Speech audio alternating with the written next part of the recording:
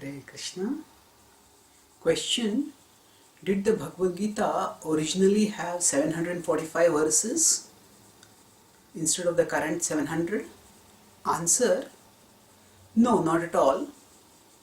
The most widely used version of the Gita is what was commented by Shankaracharya almost 1500 years ago, and his Gita commentary has 700 verses, and he himself mentions in the Gita commentary that Upanibandhanam, that Sapta, that this is a part of the Mahabharata, just 700 verses.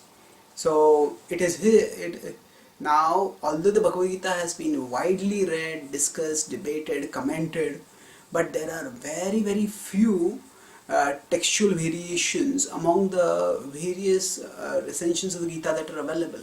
So Ramanujacharya, Madhvacharya, Baldev Vidyabhushan, Jayatirtha, all of them comment on the Gita, and that Gita is same as the Gita that is described by that is used by Shankaracharya.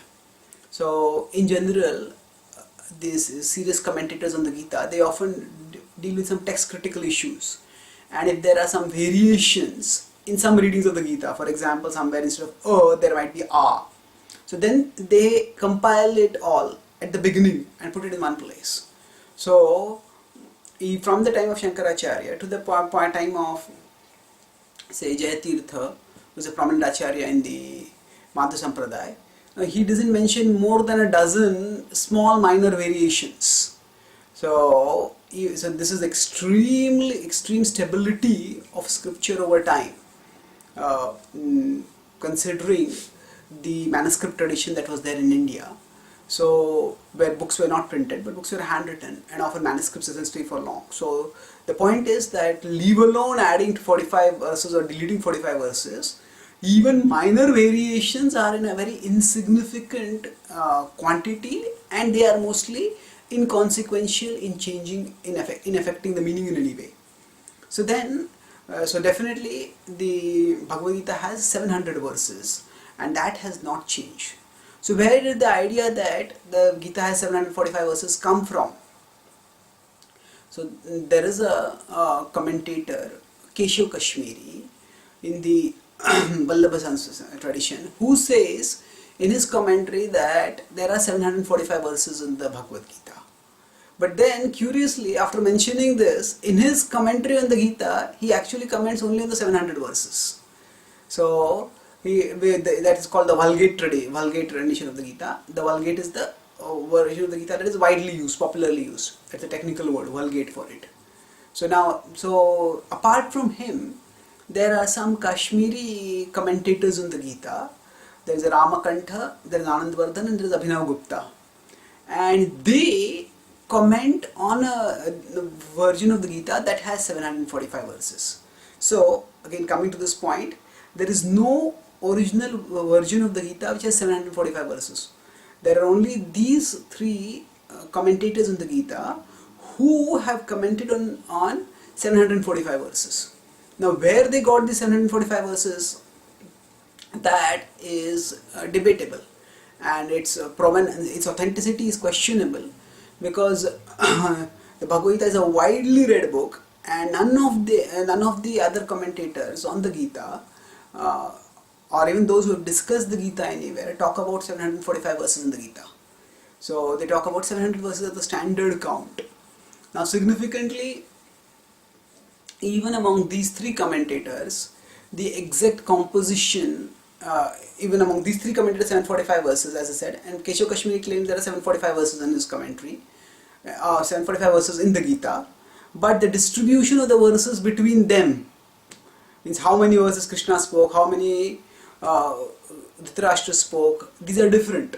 So the number that Keshav Kashmiri assigns to the number, say, the verses spoken by Dhritarashtra is different from the number of verses that Ramakantha assigns to Dhritarashtra. So there is confusion among them itself. And in contrast with that, there is no such confusion in the commentary on the Gita that is given by Shankaracharya, Ramacharya, Madhvacharya, Baldev Vidyabhushan, Vishnachakra Thakur, and others, prominent Vaishnava, prominent acharyas in the Bhagavad Gita. So now, further, so that means there the inference that we can make is somehow there is a um, Kashmiri, in the Kashmir area, somehow 745 verses came up in the Gita, but that is something which was added over there locally. Now, for example, Abhinav Gupta was a commentator and he was a Shaivite, Kashmiri Shaivite, and he tries to interpret the Bhagavad Gita so as to prove that Shiva is the absolute truth.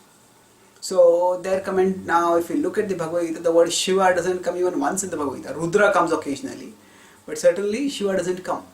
And to try to interpret the Bhagavad Gita to establish Shiva as the supreme is definitely a very twisted sort of interpretation.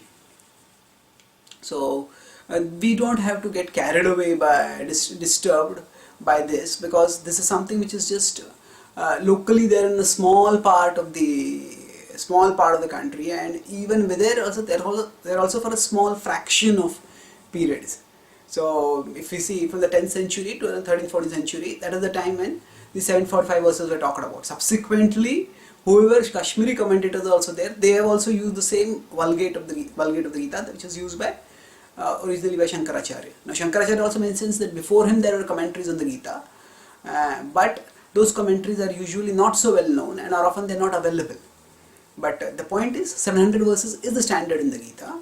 Now some people try to claim that in the Mahabharata it is said that the Bhagavad Gita has 745 verses, but this is not found in most editions of the Mahabharata, and certainly it's not there in the critical edition of the Mahabharata. In some editions of the Mahabharata, of course, which are again related with the Kashmiri tradition, there are some references to the 740. There's a verse which is supposedly saying that there are 745 verses. So this verse can also be seen to be as something which is not authentic, and we don't have to certainly. So firstly, it's not that there is originally 745 verses and 700 verses. If we go back to the historical record, originally, so Shankaracharya is Acharya before Ramakanta, and so originally there were 700 verses, and whether there were any time 745 verses, that is also is questionable, because that is only within a very small fraction of people who claimed that there are 745 verses, and even those people don't claim it anymore. When the people in that tradition and that area also don't claim it, and have not claimed it for the last 500 years or more than that. So therefore, the words of Krishna, in both their essential meaning and in their textual fidelity, are safely available to us even today, and we can understand it as we receive it from the acharyas in the sampradaya. Thank you. Hare Krishna.